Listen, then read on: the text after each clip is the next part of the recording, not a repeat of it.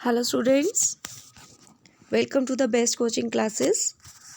आज हम cost accounting के कॉस्ट शीट के आगे के प्रैक्टिकल्स करेंगे। क्वेश्चन नंबर 4,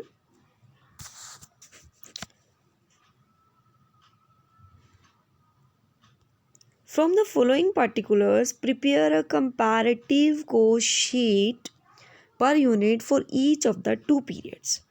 मैंने जब आपको कोस्ट शीट के परफॉर्मेंस करवाए थे तो 3 टाइप्स की कोस्ट शीट्स करवाई थी, एक सिंपल, एक कंपैरेटिव और एक कोस्ट विद प्रॉफिट स्टेटमेंट। ठीक है, आज हमें सेकंड वाली कोस्ट शीट यूज़ करनी है, that is comparative.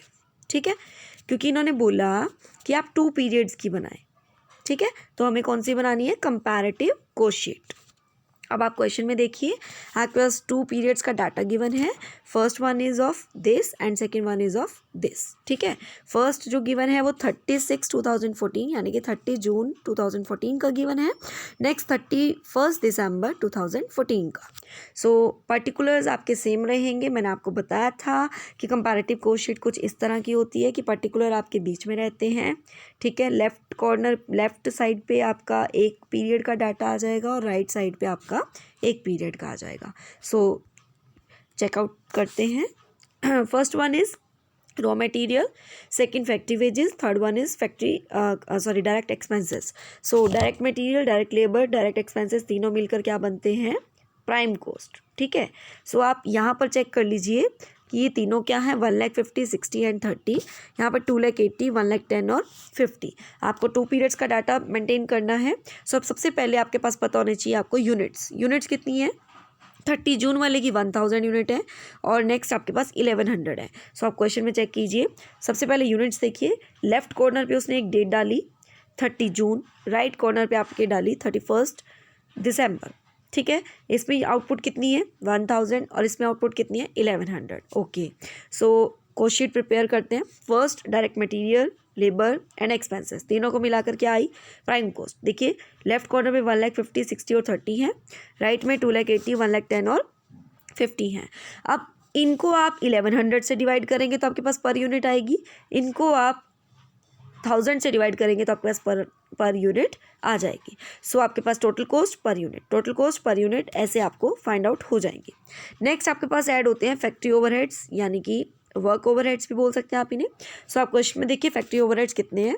Factory tax and insurance है, लाइट एंड वाटर है, डेप्रिसिएशन है, फैक्ट्री का रेंट है, फैक्ट्री की पावर है। ठीक है, सो ये सब आपके पास कौन से हैं? Factory overheads. तो आप देखिए फैक्ट्री ओवरहेड्स के अंडर आप इन सबको डाल देंगे।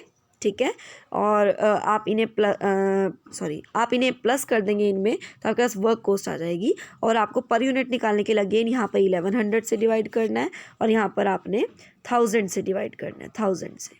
ठीक है, नेक्स्ट आप क्वेश्चन में चेक करें आपके पास कौन सी कोस्ट गिवन है, that is administrative cost given है। ठीक है, इनडायरेक्ट वेजेस बेटा आपके ऊपर ही आ जाएंगे फैक्ट्री ओवरहेड्स के अंदर। आपके पास एडमिनिस्ट्रेटिव ऐड करने के बाद आपके पास देखिए यहाँ पर ऊपर ही आपके इनडायरेक्ट वेजेस लिए हुए हैं। ठीक है, एडमिनिस्ट्रेटिव कोस्ट ऐड करने के बाद आपके पास कॉस्ट ऑफ प्रोडक्शन आ जाएगी। आप क्वेश्चन में देख रहे हैं कि आपके पास सेलिंग एंड डिस्ट्रीब्यूशन नहीं गिवन तो नहीं लेंगे। उसके बाद आपके पास क्वेश्चन में क्या गिवन था?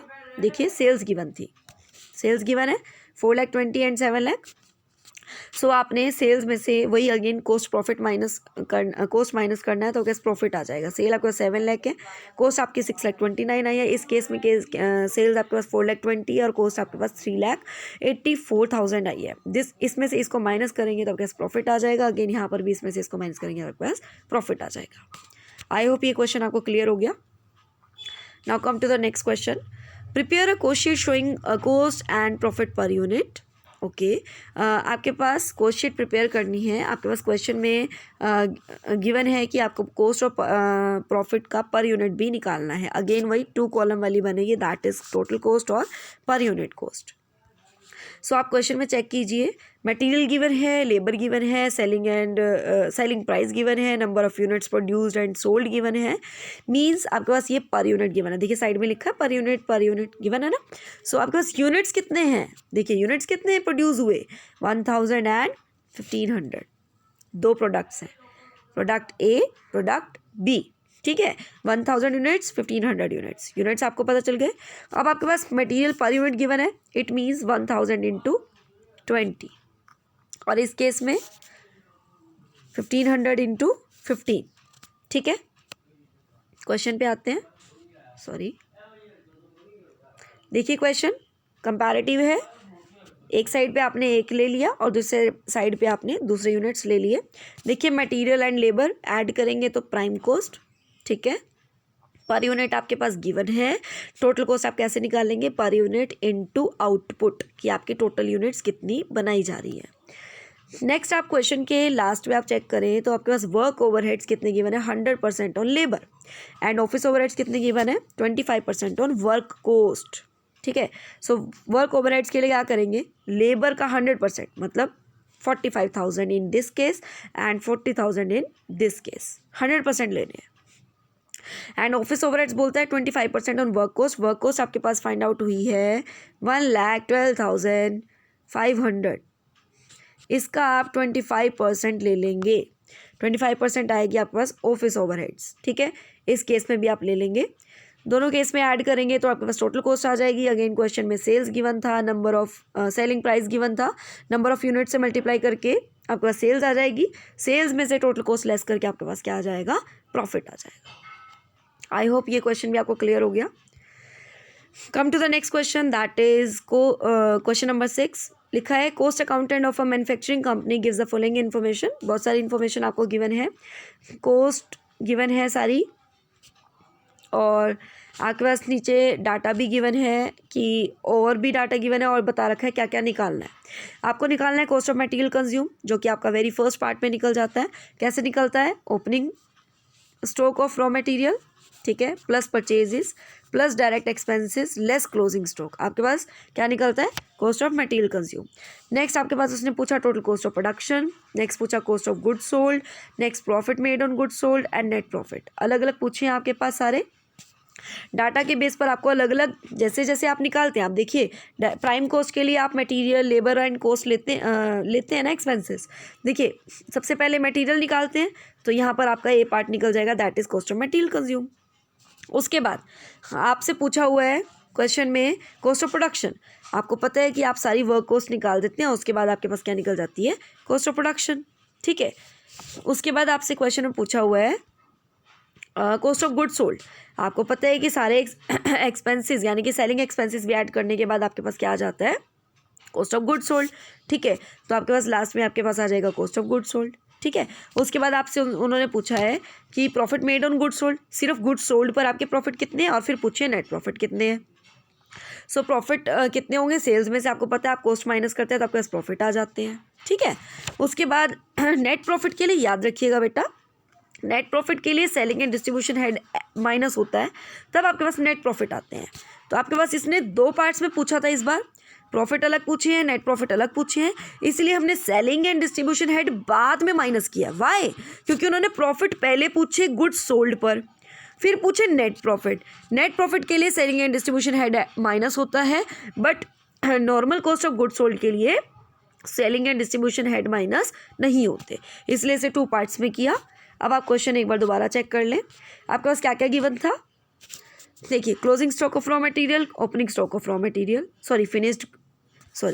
Closing stock of raw material and closing stock of finished goods, purchasing of raw material, work in progress opening और क्लोजिंग दोनों, ओपनिंग ऑफ रॉ मटेरियल और ओपनिंग ऑफ फिनिश्ड गुड्स, मतलब ओपनिंग भी given है और closing भी given है, raw material का भी, फिनिश्ड गुड्स का भी और वर्क इन प्रोग्रेस का भी। ठीक है, लास्ट में सेल गिवन है। उसके बाद आपके पास गिवन है office and administrative overhead, selling overheads, direct labour, work overheads, सब कुछ गिवन है। अब आपने 1 बाय 1 करके परफॉर्मा के अकॉर्डिंग करते चले जाना है। Opening of raw material, purchases और क्लोजिंग स्टॉक माइनस किया तो कॉस्ट ऑफ मटेरियल कंज्यूम आ जाएगा। डायरेक्ट लेबर ऐड की तो आपके पास प्राइम कॉस्ट आ जाएगी। प्राइम कॉस्ट के बाद वर्क इन प्रोग्रेस का ओपनिंग और क्लोजिंग लेस कर देंगे और बीच में वर्क ओवरहेड ऐड कर देंगे तो आपके पास वर्क कॉस्ट आ जाएगी। ठीक है। वर्क कॉस्ट के बाद आपको पता है आपके ऑफिस एक्सपेंसेस ऐड होते हैं, ऑफिस एक्सपेंसेस ऐड करेंगे तो कॉस्ट ऑफ प्रोडक्शन आ जाएगी, जो कि क्वेश्चन में आपका क्वेश्चन पूछा भी था, work in cost of production निकाल दीजिए। इसके बाद आपके फिनिश्ड जो है ऐड और लेस हो जाएंगे। नो डाउट आपके सेलिंग पहले नहीं आएंगे, मैंने आपको रीज़न बताया, क्योंकि यहाँ पे प्रॉफिट और नेट प्रॉफिट अलग अलग पूछा हुआ है। इसके बाद आपकी कॉस्ट ऑफ गुड सोल्ड आ जाएगी। इसमें से सेल्स आपको गिवन है, सेल में से कॉस्ट माइनस करेंगे तो प्रॉफिट आ जाएगा।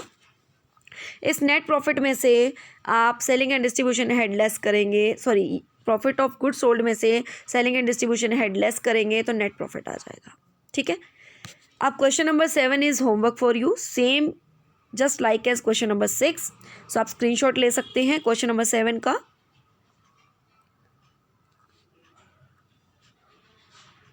देखिए यहाँ पर भी आपको वैल्यू ऑफ मटेरियल यूज़ निकालना है, कॉस्ट ऑफ आउटपुट निकालनी है, टर्नओवर निकालनी है, नेट प्रॉफिट निकालना है, नेट प्रॉफिट पीरियड का निकालना है और पर टर्न निकालना है। सारा आपको एज इट इज़ वैसा ही है जैसा क्वेश्चन नंबर 6 है। This is the homework for you. अगर आपको मेरी वीडियो पसंद आई प्लीज़ लाइक कीजिएगा, शेयर कीजिएगा और चैनल को सब्सक्राइब कर लीजिए ताकि आने वाले वीडियोज़ के अपडेट्स आपको मिलते रहें। Thank you and have a nice day.